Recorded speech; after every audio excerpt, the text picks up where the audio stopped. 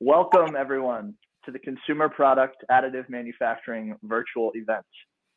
My name is Kenny Pearson, and I'm an account executive at Link3D for the consumer product industry. We are very excited and humbled to be able to host this event today and bring together our consumer product community to help share best practices, challenges, and things to think about when implementing additive manufacturing.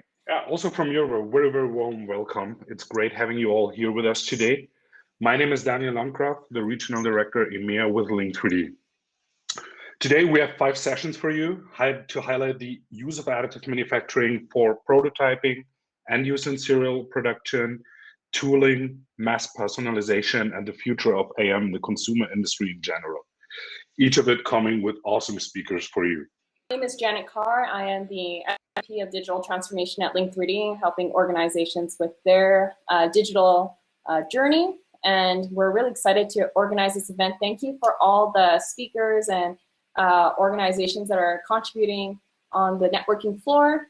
We really admire your tenacity and your advocacy for the 3D printing industry. So we hope that all this information will be very valuable to not only our listeners today, but also those that will be listening into the recordings tomorrow